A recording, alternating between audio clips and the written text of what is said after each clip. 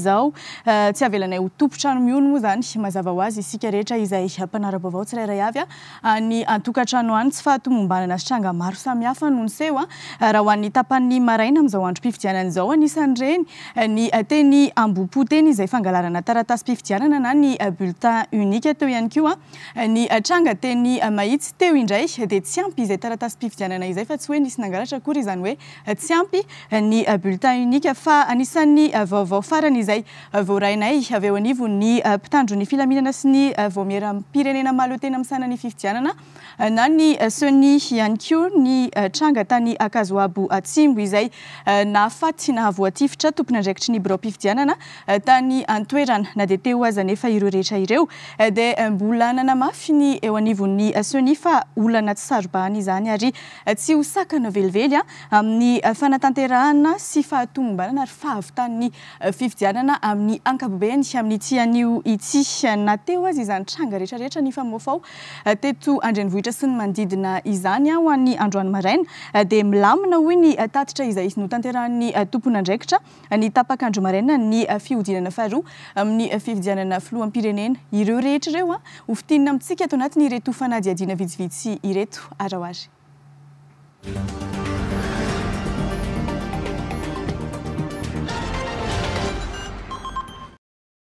Ny azonay ambara amin'ny ankapobeny dia olana ataontsika hoe cas isolé ireo rehetra enitsika ireo fa amin'ny ankapobeny dia azona roa marinina fa mizotra tsara amin'ny mpilaminana ny fifidianana. Misy tokoa aloha zany tsy makalavitra tsika fa tetsy mahitsy ohatra dia somary raha tokony ho fitonjato ny latsaka kely ny isan'ny bulletin tokony nalefany dia 5% angamba ny tonga teny dia hoezahana ny anampy an'izay rehefa lasa ny olona nanatitra an'izay bulletin zay. Misy zany zavatra madinidinika toy izany, misy ny amin'ny hoe tsy misy ny feuille de dépouillement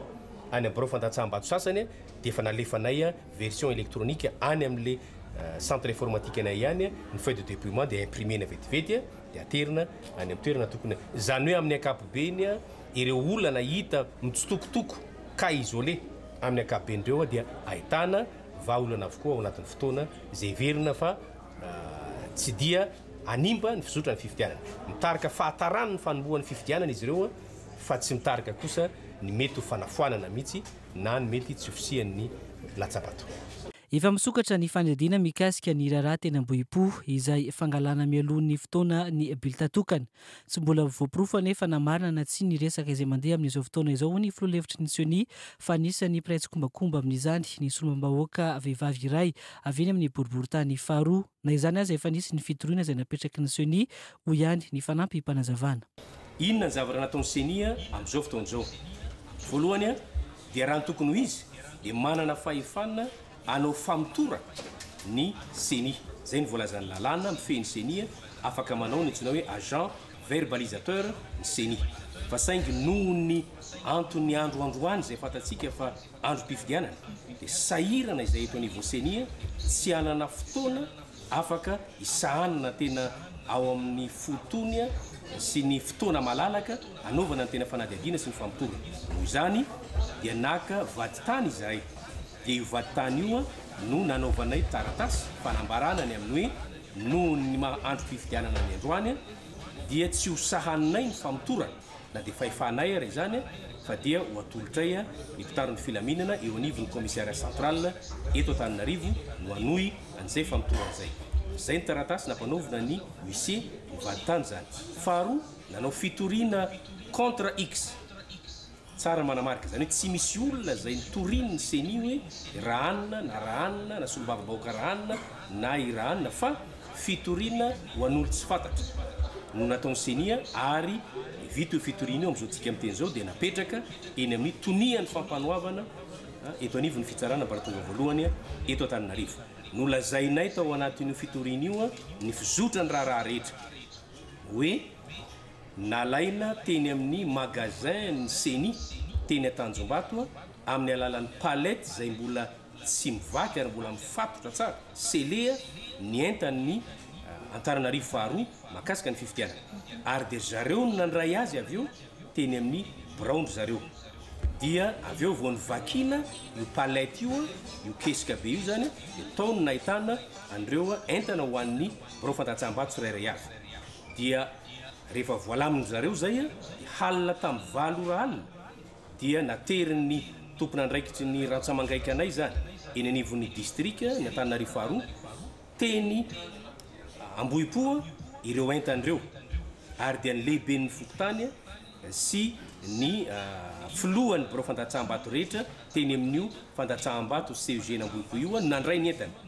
dia anykeo maraina nefa rehefa nataony fisavanan'ireo entandreo dia nisy pli anankiray ho an'ilay birao fantatsaham-bato laharana fa 470 eny Ambohipo no tsy tao anykeo maraina zay vao hita nefa alina tamin'ny folo nefa nisy nanatitra taty amin'ny senia ireo entana tsy hita tao anatin'io zavatra io nanamafy ihany koa nefa kilan'izay ny ratsamangaiky an'ny Sonia avy eny amin'ny boriboritany faharoa fa entana mitanteraka no tonga teny amin'ny CEG Ambohipo ary aterna no nahitana fa nisy fahabangana izany avy eo efa nanaovana fanadihadiana moa ireo tompona andraikitra rehetra nisany nandray ireo entana ireo ka navela anohy ny asany avy eo rehefa avy nanaovana fanadihadiana. Za aloha ny asany nataoko nanatitra ny zavatra rehetra ilaina amin'ny ana dia vita ny andraikitra Sonia na za zany structure d'appui zany miara-miasa amin'ny say tamin'ny tana 2 responsable mihitsy zany hoe mizara ny lekita sy ny rehetrarehetra isaky ny fototany bureau de vote rehetra dia tao andomanoseza zany farany kity zareo zany tena farany ary tena complet ny kity zareo nateriko tao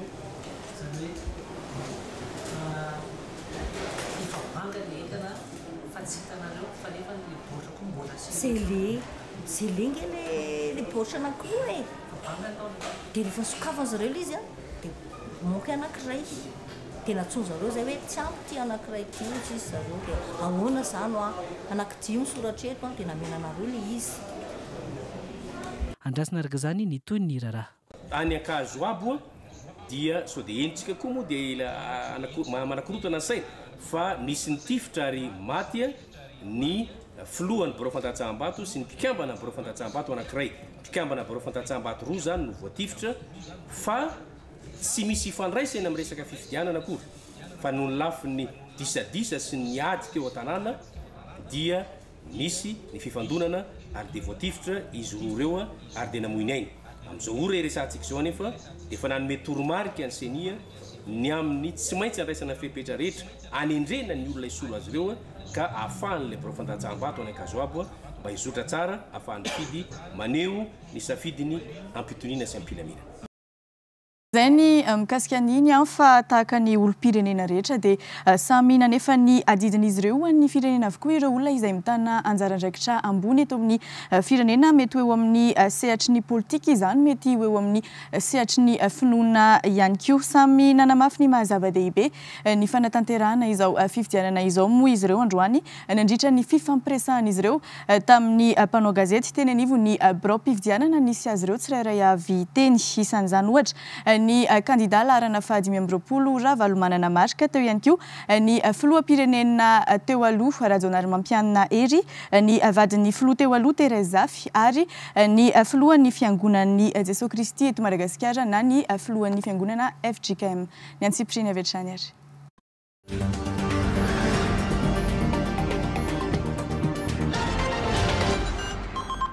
voalohany indrindra aloha dia misaotra an'Andriamanitra tonga amin'izao fotoana fifidianana androany satria tena fanandrasana vahoaka nandritra ny 6 taona mahety fifidianana démocratique ity izay hoe atao fifidianana démocratique tena tsy mandany amin'ny asana ny aloha ny mpitondra ary tsy mahamenatra ary tsy tsahatra mihitsy ahitena ny marina ary marina foana ary hijoro ny tena fahamarinana matoa ny teny endreny dia marina lizy ary amintsika nresaka zao na dia ny radio na ny télévision samy milaza daholo fa nisy tratra izy ireo ary rehefa mandeha ny ankety famotorana zay le lazaiko malagasy foana tsy iza mihitsy ny ova amin'izay toetrako zay hoe ilaza marina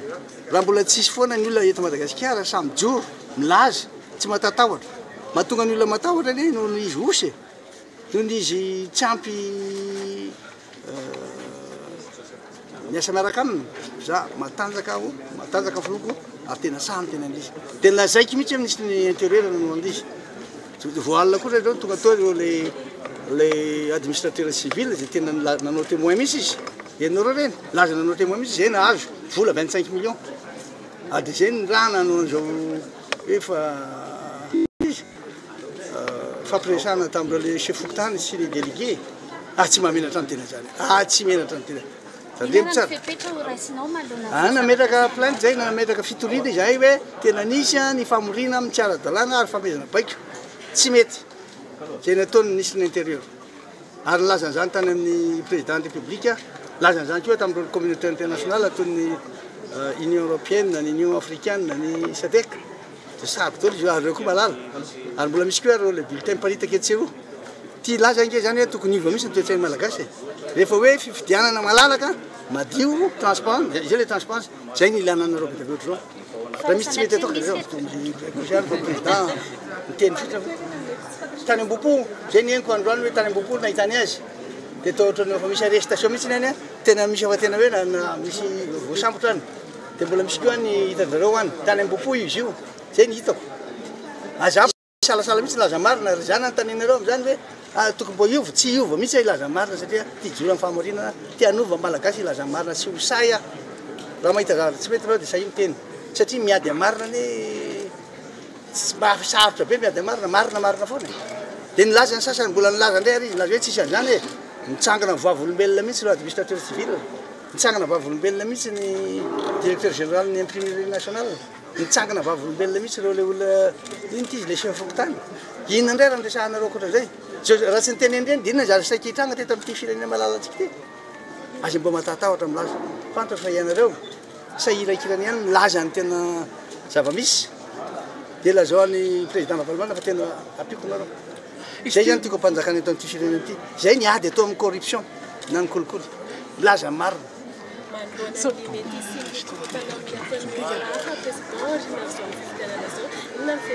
tena matoky any mpitandro ny falany sy ny andro masy pokon'olona tsisy korota zany fa mihinanareo tsisy zara tany atsirana nabanareo lalana ane fa tsisy korota miresaka tamin'ireo olon'ireo zay miban-dalana resaky sanareo fa nde data izy lay nafenofa hitanareo reny président mivatana amin'ny radio Madagasikara ianao inona ny afatra ho an'ny vahoaka vahoaka malagasy ay raha mivata ty de zao ny afatra amin'ireo tena faly manatanteraka le ditika manefa le ditika miaraka mivatika izy io miorindro izy tena faly ary de miantso anareo tongako mifidy any am'izay toeram-pifidianana misy anareo satria tena anova nyity firenena ty tsika maiky tena maiky tsika ary araka ndresahako anareo hoe fandripahalemana ny tena mampikaikaiky any olona ary fantatro hoe ahoana ny tokony ataotsika mba ahafahana manao fananimagna tsy afaka miasa ny olona de zao ary zao nahita carte électorale le bulletin unique iny efa mandendeha tsiro zay efa niary tenin'ny polisy niaraka tamin'izay androany tany am-bopo zay mahatonga an'le savorivory resanao io de miantso ny olona rehetra manerana hoe jereo zay fantatrareo fa hoe ahitana an'izany de lazao fa rehefa mandeha le communication indrindra mampiasa an'le Facebook zao ny olona na tsy afaka mihaino radio ary izy mampiasa an'le Facebook azy amin'ny salasala nareo tonga de lazao marina hoe ty misotro zao ty nisy zao tany tiliara de nisy kio tany mifaritra sasany tany Ambatondrazaka ny keo eniko tonga de angina be nanaovan'ny olona azy zay tena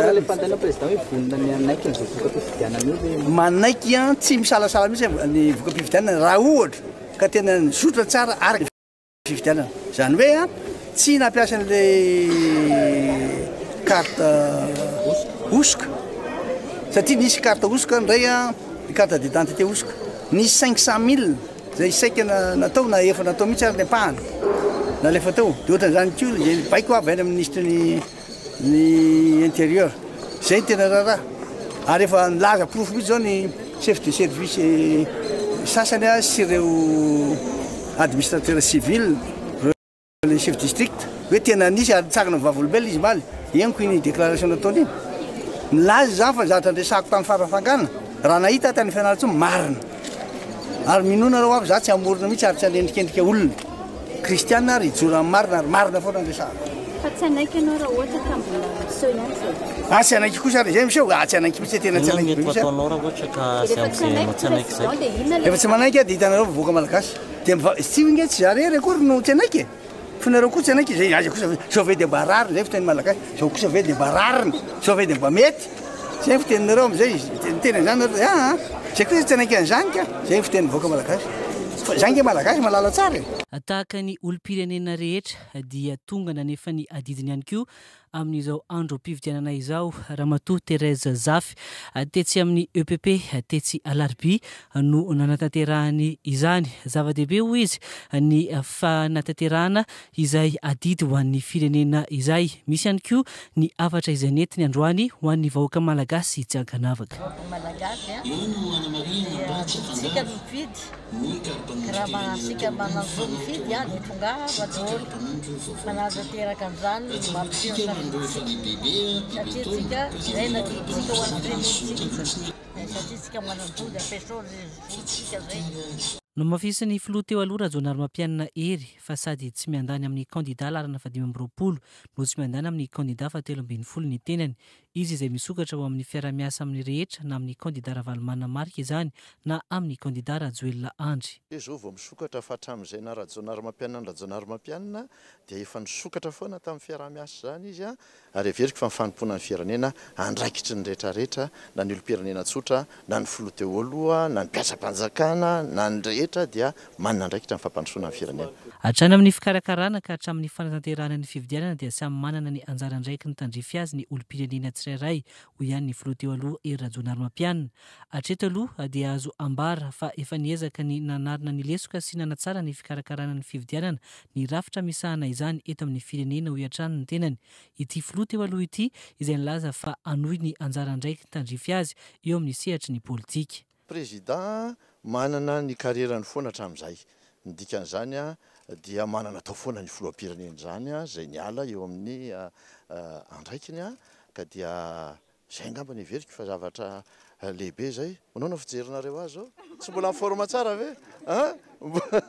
mbola afaka miazakazaka mbola ka zay ny ataoko zay ngamba tena zava-dehibe tovotra sportif io zay ka ny olo-pirenena rehetra nge manao politika daholo na tsy manao rehefa fanaovana politika zany ka noho izany dia ny olo-pirenena rehetra dia raha mikendry ny fampandrosoana ny firenena dia manao ny asa politika foana izy. Androany moa dia nantanteraka ny adidiny amin'ny maha olo-pirenena azy ka nandatsabato teo amin'ny biro-pividianana teo amin'ny CEG Tsimazaza ny filoha teo aloha Rajaonarimampianina Hery. Miatrika fividianana moa isika eto Madagasikara ankehitriny. Za dia manana fifaliana manokana satria afaka namoaka boky kely anankiray mitondra ny lohateny aza menatra manao politika. Ary ao anatin'ny boky kely aza menatra manao politika io no nizarako ny fomba fijery izay iombonako feno amin'ny fiangonana manerana ty Afrika atao anatin'ilay conférence natao nomany ny antsoina hoe CETA, conférence des églises de toute l'Afrique. Ary tamin'izany namarita manao hoe toinona moa nitsanganan'ny olona tokony ho vidintsika. Misy dimy izy ireo izay azo vidinina amin'ny hoe tsara. Ny anankiray zany ny olona tokony fidintsika dia olona tsy manan-tsiny, olona matahotra n'Andriamanitra ny dikan'izany. Ny faharoa io olona io dia olona sahy sy vonona hanompo. Rehefa mandray ny fitondrana izy tsy olona hampanompo ny vahoaka fa hanompo ny vahoaka izay hoentiny. Ny fahatelo io olona io dia olona izay afaka manao zavatra ary efa voaporofo fa afaka havita zavatra. Fa tsy mila olona isika zay be resaka hampaninofinofon'ny vahoaka nefa zavatra tsy azo tanterahany no atao fa manjary voafandalitra ny vahoaka. Fa efatra io olona koa dia olona resy lahatra isokatra amin'ny hafa. Ny fahalemena ty Afrika araka izany conférence zany dia zao manao hoe rehefa tsy ao anatin'ny antokonay ianao ninina hevitra tsara ataonao dia tsy mahazo miasa ianao. Ninina fahatsarana nitetika asanao tsy ny avinay nitetika asanao. Tsy maintsy ray atoko aminay ianao, ray fiaviana aminay ianao na ray fivavahana aminay, zay ianao voaikenay.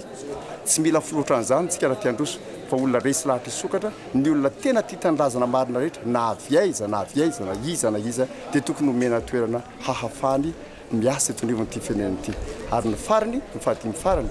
dia hoe olona andry ny fianakaviana sy ny fahamendrena. Mba olona manambady ara-dalàna, tsy hanome hevana ny fanambadian'ny lahy samy lahy na ny vavy samy vavy ary olona hiady marina amin'ny tsy fahamarina sy ny kolokolo rehetra ny fahalovana eo amin'ny firenena. Faraky ny efa natsidika tamintsika tany ampiandohany izao fandarana manokana ny mahakasika ny fampahalalam-baovao sy ny fampafantarana antsika mpanara-baovao ny fizotry ny fifidianana izao dia tranga maromaro tokoa noho nyseho teny anivony ny birao fandatsam-bato sy ny birao mpifidianana maro samihafa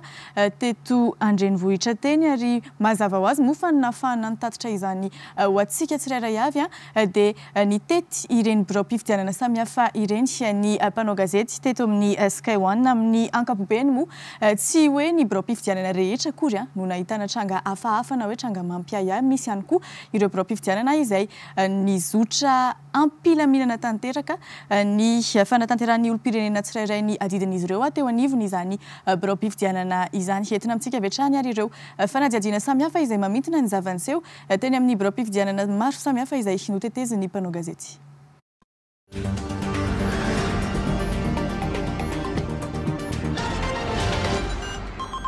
Birao mpifidianana telo no notsinjaraina anefany ny mponina Antsakaviro ny adidiny. Maro ny olom-pirenena tonga naneo ny safidiny ary tao anatiny fifanajana sy ny fitoniana tanteraka ny zoran'izany. Manana aloha dia efa vonona ohatrany tamin'ny tery izay vonona kokoa tamin'ity deuxième tour ity satria izay raha resaka fanomanana izany efa vitanay ho maleriva. Fizarana ny kara-pifidianana efa navita porte izay izany hoe tena juste izany izay mamoaka fokontany amin'izao tena le ambin'le kely ohatrany hoe miasa ny mpiasa dia le olona tena hoe tsy afaka mifidy na le sanatria le osa maty izay sisany aminay kara-pifidianana atao aminay niakatra ny tapavitrihana amin'izao eo amin'ny 50% eo izay. Ny masony ny tompona andraikitra misahana ireo birao mpifidianana io moa ny fikarakarana izao fifidianana fiodinana faharoa izao anika ny lamina kokoa azy ny fandraisana ny andro androany raha ny nambara ny tompona andraikitra trany. Antsy olana fa efa misy mpitandro filaminana koa moa eto izany dia ireo koa izany moa ny membre bureau de vote rehefa le zatra raharaha foana ireo efa mafamato raha zareo amin'io. Nisy ny be antitra dia nisy le moa izany tsy hoe maina koa izany fa mobilité réduite izany moa plaza azy dia ireny tao betsaka ka. Ary efa misy ohatran'ireny dia izy izany prioritaire tonga fa tsy milahatra ohatran'ny olom-pirenena tsotra sasany. Tamin'ny mpitononana tanteraka no nanefan'ny olom-pirenena ny safidiny hitantaratra ny fangarahany ny fomba fiasa. Teto aloha izany dia hitako hoe tena nilamina na tamin'ny voalohany ary nilaminamina tsara. Filomba hoe mba efa amin'ny fahamasinana sy ny fahamarinana izay ngamba ny azoko lazaina mba mandeha amin'izay lalan'izay mba hampiadana amin'ny vahoaka amin'izay. Raha ny tapany maraina teo dia efa maro amin'ireo olom-pirenena misoratra amin'ny lisy mpifidianana no nanatotosany adidiny. Ny kara-pifidianana rehetra dia tsy voazary tamin'ny fiodinana voalohany raha teo moa dia efa tonga any ampelantanan'ny tompony avokoa. Mampiayay an'ireo tompony andraikitra ao amin'ny CEG Antambakinandriny ny fandriam-pahalemana ao amin'ny ivotoerana andraketan'izy ireo. Tranga iray mbola tsy fahita tao an-toerana no niseho ny tolakandro teo izay anaovany sefim-pokotano Antsoavo. Hatramin'ny ora ny asana aloha nanomboka tamin'ny 9 maraina ka hatramin'izao amin'ny 12:10 dia ny lamina izany ny tena hoe tsisy natahorany fa nitandavana miandalana teo izany le fokon'olona nandray ny adidiny. Fa tapitapoka teo même pas 5 minutes zay tonga dia nisy andiandihana bandy teo amin'ny 20 teo. Niditra tsisy fanontaniana dia amaseho fokotany ana moa sady agent électoral dia nanontany misy tadiavinareo ve sa tsy hitanareo ny salle. Misy olona dia tafinay ka. Zay fotsiny dia somary nasesany kely ntsikolofina moa nanao tazan-davitra. Na raha akoatrany mbavady mihitsy izy mivoaka akoatrany amin'ny arabe fa mbola miparitaritaka miankonankono ivelavelany ao. Ka amiko aloha izany le fihetsika ohatrany tsy mazava satria tena tsy poniny atao manodidina ny fokotaniko mihitsy ilay izy ary tena tsy ao anatin'ny farim-piadidiko mihitsy amin'izao raha tena hoe goavana hatrehana amin'ny adidy amin'ny firenena izao izany tena hoe ilaina izany ny fifanomezan'ny tanana sy ny fifampitam-baovao amin'ny antony rehetrarehetra amin'ny antsim-pria mihitsy. Za aloha tsy teny hoe tena olon-dratsy ilay izy fa amiko tsy mazava izany. Rehefa tsy fokotany atao amin'ny farim-piadidiko ianao izany ka tsisy baditsy ianao tsisy inona tonga dia andihany marobe tonga dia mitambatra miara-miditra tonga dia mitambatra miara-mivoaka amiko izany ohatrany tsy mazava amiko izany. Ka dia mbola tsy tonga eo amin'ny fanosam-bato izany le atao anatin'le raharaham-panjakana aty miantso manam-pahefana maro mihitsy izany ny tenako mahafiloha-pokotany anahy mba hisiany tena fitandrona. Akaiky dia akaiky ny ao anatiny sy ny manodidina ny toeram-pifidianana anankiray ity. Fokotany Naparibe Amboda avaratry Mahamasina. Fa hatramin'izay nahafilohan'ny fokotany anazy sy ny andraiketako an'izany hoe fitantanana fifidianana izany tsy mbola nisy olona maromaro na vitsivitsy nanao fihetsika ohatr'izay fa sambany zany zao androany zao ka hitanareo moa fa maro loatra le zavatra mitranga sy ny sision-dresaka etseroa dia tsy misy afa-tsy ny hoe aloha ngamba malina dia tonga dia mandray ny mesura hoe inona ny tokony ho fepetra raisina dia mbola tsisy afahana misoroka n'izay tsy tokony hitranga rehetrarehetra. Ankoatr'izay nefa dia nanambara ihany koa ny filohan'ny birao mpifidianana iray tamin'ireo birao efatra misy eo amin'ny CEG Antaninabarinandriana fa niakatra ny tampavitrian'ny mpifidy tamin'ity fiodinana faharoa ity na dia efa tafapetraka azy ny aia mahakasika ny fandriam-pahalemana. Raha ny birao fifidianana misy anay moa izany eto amin'ny bureau de vote numéro 3 eto Antaninabarinandriana nandroso tsara ny fifidianana tamin'ny anina izay ny sokatra tsy nisy ny olana. Amin'izao atoandrotoandro izao 247 ny mpifidy anay amin'ny 644 ny inscrit. Ny fandriam-pahalemana aloha izany raha eto aminay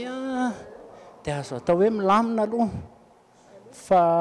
ny ariva izao tsy fantatra hoe inona mety zavatra izy. Ny ahakely zantsika zany amin'ilay voka-pifidianana amin'ilay hoe ny olona zany tsy fantatra ao mihitsy ny zavatra mety ho eritreretin'ny olona any dia aleo aloha mametraka ihany mba eritreretina zavatra tsara. Ireo olom-pirenena amponina amin'ny fokotanin'Ambohidamo no manefa ny adidiny ao anivon'ny CEG Antaninabarinandriana. Tamin'ny ankapobeny izany dia nilamina ny fifidianana teto amin'ny lycée Jules Ferry teto sy Faravohitra. Olana nosedray ny birao mpifidianana maraina teo kosa ny resaka fifandaminana. Olona iray izay nilaza fa efa tao amin'ny birao mpifidianana io nandritra ny fiodinana voaloha no nifidy no tonga nifidy tamin'izao fiodinana faharoa izao. Niditra izy ary nampiseho ny karapanondro izay no amariny tao birao mpifidianana fotsiny fa mitovy aminy ilay sary amin'ny karapanondro. Avy eo nomena azy ny bilita tokana ary nameno izany izy ka nandatsaka izany atao anaty vata fandasam-bato. Rehefa izany dia anosiny izy fa avy mifidy vao nomarina atao anaty lisitra ny anarany saingy tsy nisy ny anarany avokoa ireo birao fandasam-bato misy roa atao Faravohitra ambony. Izany hoe olona sady tsy ao anatin'ny fifidianana kanefa nandrosaka ny vatony izay efa tsy azo averina intsony izany izy. Mbola tsy fantatra loatra eto ny fanapa-kevitra izay ho raisiny eo anivon'ny tompon'andraikitra. Ankilan'izay rehetra izay nefa ireo olom-pirenena rehetra izay tonga ny fidy ara-dalàna dia manana ny etaetan'izy ireo amin'izay ho andrasana ao aoriana izao fifidianana izao. Tena andrasana amin'izao ao aoriana fifidianana izao dia ny ananana filoham-pirenena izany matotra ary manana tena hitahita tokoa mpandrosan'ny Madagasikara izay efa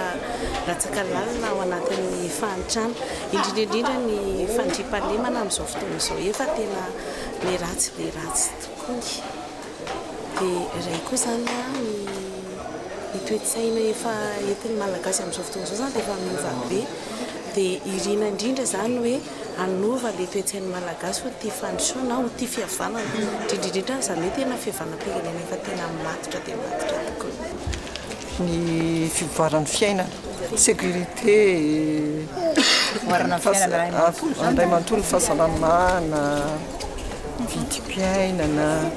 ny ara-panahy koa. Samy niezaka ny namaritra avokoa izy ireo ny amin'ny mety ho toetra tokony ho takiana sy tokony ananany olona izay tokony hitondra an'izay firenena izay. Olona matotra, olona matahotra an'Andriamanitra, olona efa mba mahazo azo taona. Tsy mpandangelalaingy. Mitana ny teny lazainy. Rehefa hoe izao ny tenenina dia tanterahana. Ina ny hitondra ny firenena izany dia anana izay toe-tsaina izay hoe tena tsy tia tena fa mampandroso an'i Madagasikara sady matotra amin'ny lafiny rehetra. Hita mazava ao anatin'izay famaritana nomena teo izay fa iray amin'ireo kandida ireo ihany no manana sahitana soritra ireo toetra ireo. Ho an'ny teto amin'ny CEG Tsimbazaza manokana dia mizotra araka ny tokony ho izy ny fifidianana nandritra izay adiny 3 ny sokafan'ny birao-pifidianana izay izany hoe hatramin'ny 9 maraina gatroka. Sikaritra ihany koa raha nambaran'ny tompon'andraikitra trany ny fiakarany tany mpifidy ho 12 isanjato ny tapany maraina teo raha oharina tamin'ny fifidianana tamin'ny fiodinana voalohany. Tamin'ny birao iray notsidianay tao amin'ny CEG Tsimbazaza trany amin'ireo olom-pirenena 720 ny soratra anarana tao an-toerana rehefa nisy zato mahery no tonga nanefa ny adidiny olom-pirenena 720 hatramin'ny 9 latsaka fahefany teo. Soratra tamin'ny 9 maraina ny birao de vote teto akaikiny teto fa nahita efatra zao. Mbola tsy hitako, mbola tsisy. no mafisy ny tompona andraikitra miasa eo anivony biro-pifidianana ao Tsimbazaza fa ny antombo ny tany kara-pifidianana voazara tamin'ireo tsy tonga teny amin'ny tompony nandritra ny fiodinana voalohany hitantaratra amin'izany ny fahavonona ny olom-pirenena aneo ny safidiny izany raha teo no ahafahana mametraka izay filoha heveriny fa afaka ambondroso ny firenena. Ny mpitondra izay olany eo ny andrasana aminy dia izao fanajany voalohany atao hoe lalam-panorenana. Zay dia ny ampandrosan'ny Madagasikara. Ampandrosan'ny mponina ao aminy zany Madagasikara mihemotra fa ny mponina tokony androso, tokony hiadana amin'izay.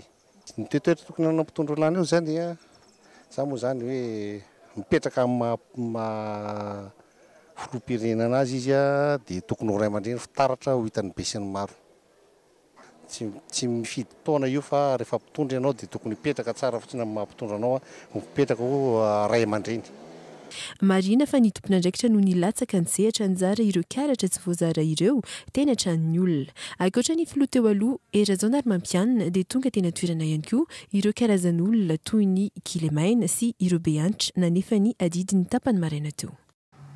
Raha fitiny izay fanadihadiana rehetra izay narahantsika teo izay amin'ny ankapobeny izany dia mazoto sy mavitrika manefa ny adiziny amin'ny maha olom-pirenena azy ny olom-pirenena malagasy amin'izao fiodinana faharoa amin'ny fifidianana filoham-pirenena izao. Izy ity moa raharaham-pirenena hoy ny fitenitsika izay ary mazava ho azy araka izany fa manenika ny Madagasikara voakasika avokoa Madagasikara iray manontolo fa tsy hoe eto Antananarivo renivohitra irery ihany akory. Manampirofo izany ny vaovao izay nentin'ny namana mpanao gazetinay any Antsiranana Jean-Louis Bertrand izy izay sy tsy aivina fa niditra tamin'ny alalan'ny Antso Antarby niditra mivantana ny tantara tamintsika ny maraina teo ny fizotry ny fifidianana tany amin'ny faritany Antsiranana iny.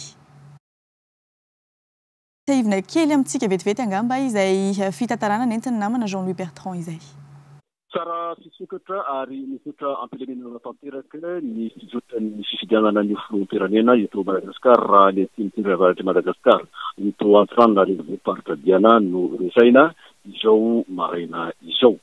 Eto Antsiranana renivohitra dia hatreo amin'ny 4 amby zato io ireo birao fantatsambato dia tsara fisokatra avokoa ary fantatra fa manara-maso akaiky amin'ny ireo birao fantatsambato misy 4 amby zato tampotananareo ireo mpanara-maso avy amin'ny vondrona Eoropeanina ao anatin'ny izao fifidianatsika ny filoham-pirenena malagasy izao. Tsara ny manamarika fa hatrin'ny alina dia fa nametraka ny amin'ny laharana Antso Antarby izay mahazo azy zareo avy ao amin'ny Bianco izay manao ny ady atao momba ny kolokody amin'ny izao fiatrehana fifidianana izao. Raha sanatrivo izy ny Bianco ka misy mandika lalàna dia antsoy zahay amin'ny alalan'reto Antso Antarby ireto dia ny hafatra izay nalefany raha sanatrika misy manao kolikoly amin'ny ireny fanaovana ny fifidianana amin'ny birao fantatsambato ireny afaka miantso avy antany fa mandray andraikitra avy antany ihany koa ny Bianco raha ny aty mitondra avaratry Madagasikara no resahina. Amin'ny ankapobeny zahay misotra ampirenena amin'ny tanteraka izao fifidianana izao aty mitondra avaratry Madagasikara ity. Jean-Louis Bertrand ho an'ny sikahoany kapitapy mivantana ito izany araka fotoana izay azo ametrahana izany vaovao zany dia hita mitetetika an'izay tandremo misy vavaka anareo. Entsika amin'izany fampitambavao izay no tanterahany namana Jean-Louis Bertrand izany fa ny amin'ny faritry Diana sy any amin'ny tapany avaratry Madagasikara iny izao dia miezaka hatrany ireo rafitra rehetra misy eto amin'ny firenena manao izay ifarimbonana ampifambondronana ny hery rehetra mba ampangarahara tanteraka ny fifidianana ary isan'izany ohatra ny fiara-miasa akaiky ny Bianco na ny birao mahaleo-tena amin'ny sanany ady amin'ny kolikoly sy ny avao miara-pirenena mahaleo-tena amin'ny sanany fifidianana ny SONI ny antoerana fa androany maraina dia nizotra tamin'ny mpilaminana tanteraka amin'ny ankapobeny ny fanombohana ny fotoanan'ny fifidianana fiodinana faharoa dia nisy ireo birao fifidianana izay nahitana fahatarana goavana tahaka ny tamin'ny fotoanan'ny fiodinana voalohany raha be indrindra dia teo amin'ny fahefankadiny izany hoe 20 minitra teo izay fahatarany ny fisokafan'ny birao fifidianana izay misy ihany anefa na izany azy ireo pitsopitsony kely samihafa izay tsikaritra fa nisy tsy fahatomombanana ary nitarika izay fahatarana izay tsikaritra ihany koa fa nazoto ny mpifidy araka ny efa natsidika tamintsika teo satria mbola manapirofo izany dia efa nanomboka tamin'ny 10 ora sasany maraina izany hoe vao mangiran-dratsy mihitsy dia efa marobe ireo mpifidy olom-pirenena nitandahatra nalohana ny birao-pifidianana naneho ny fahavononan'izy ireo anefa ny adidin'izy ireo amin'ny maha olom-pirenena azy ho tiana amintsika ato anatin'ireto fanadiadiana vitsivitsy ireto izay fanombohan'ny fisokafan'ny birao-pifidianana an'keo maraina izay.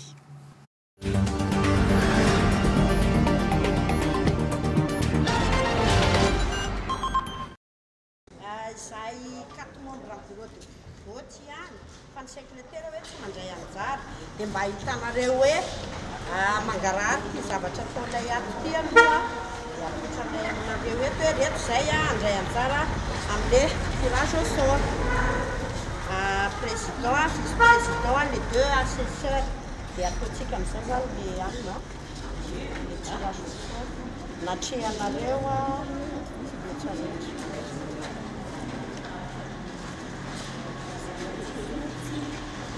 manao atsapaka aloha izy afaka manao atsapaka zany rehefa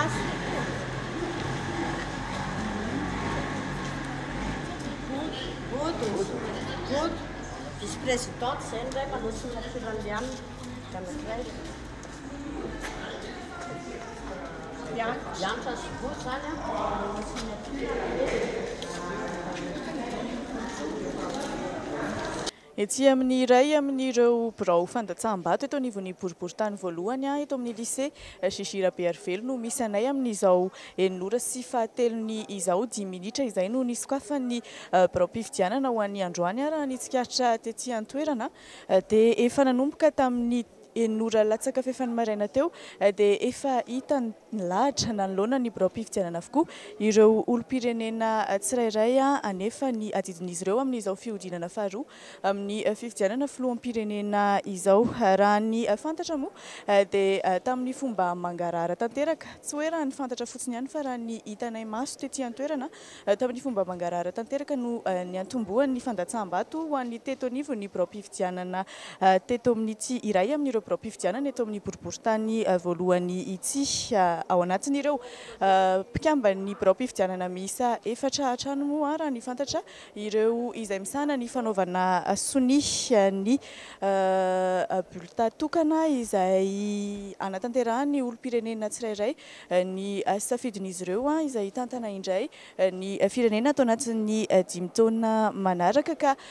araka nambarako teo hoe mangarara tanteraka satria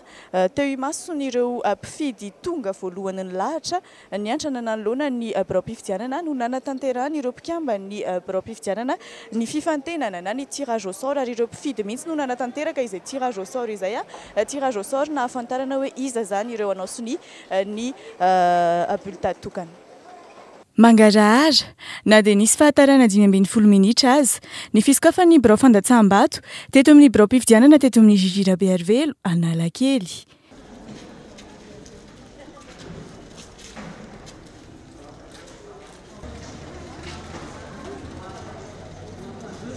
Ho fiantohana indrindra ny mangarahara dia tsikaritra nanatrika ny fisokafan'ny birao-pifidianana teto ny mpanaramaso avy amin'ny vondrona iraisam-pirenena toy ny SADC sy ny vondrona afrikanina.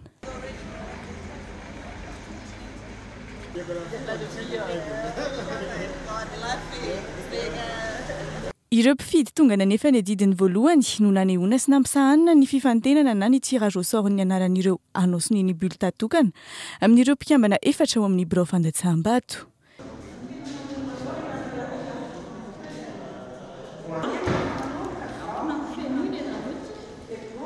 Raha nitsikaritra teto amin'ity birao-pifidianana iray eo anivon'ny boriboritany voalohany ity dia efa tamin'ny 10 ora sasany maraina dia efa nitandahatra anefa ny adidin'izy ireo ny olom-pirenena. Marina fa mavitrika anefa ny adidin'ny olom-pirenena raha tsikaritra sahady satria tamin'ny 7 ora sasany ora ny alanay tetỳ an-toerana dia efa niray apahatelon'ny mpifidy miisa 427 voasoratra anarana amin'ireo fokontany Ambatomena sy Amboasary kely no efa nifidy.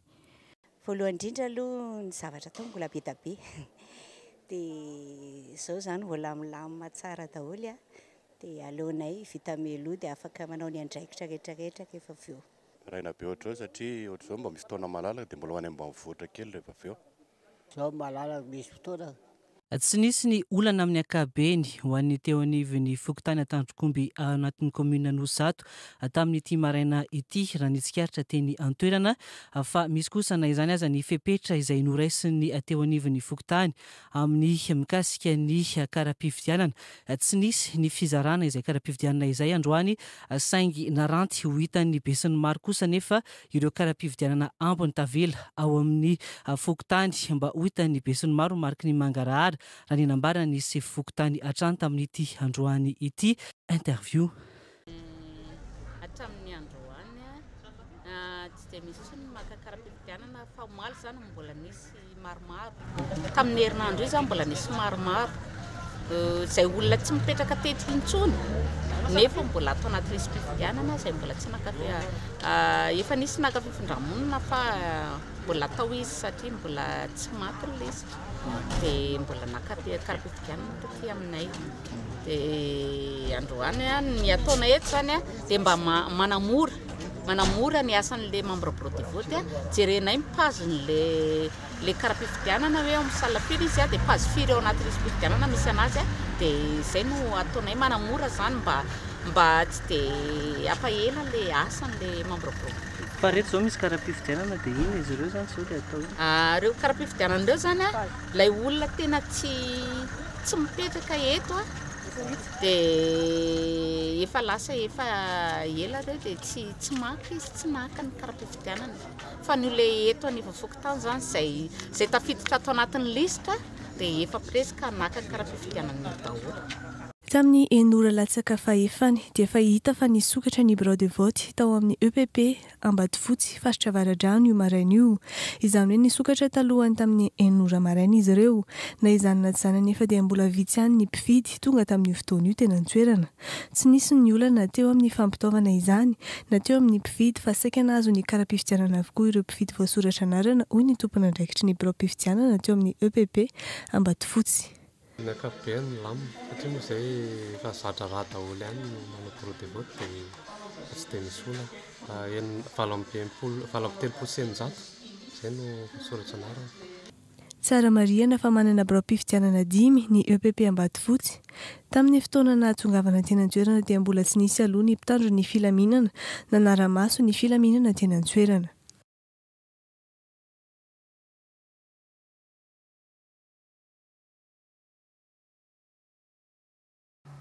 Dia izay rehetra izay ihany koa no namitina ny tapan'ny maraina tamin'ity andro ny fihodinana faharoa amin'ny fifidianana filoham-pirenena ity. Asaina hatrany anefa isika rehetra tsy saraka amin'ny fahitalavitra sy ny onjam-peon'ny Sky One fito amby 20 teboka valo satria izay rehetra ny mpanao gazety ny ekipa misahana ny lafin'ny ara-teknika rehetra eto amin'ny Sky One dia mbola eto hatrany ampiaina antsika ity tontolo andro ny fihodinana faharoa ny fifidianana filoham-pirenena ity. Rehefa avy eo ihany amin'ny 4 ariva dia ho avy amintsika eto amitina ny tapany folakandro ny andro ny fifidianana ho an'ny androany ny namana mpanao gazety Rojo Randrianary Malala. Mandra-piona tompoko.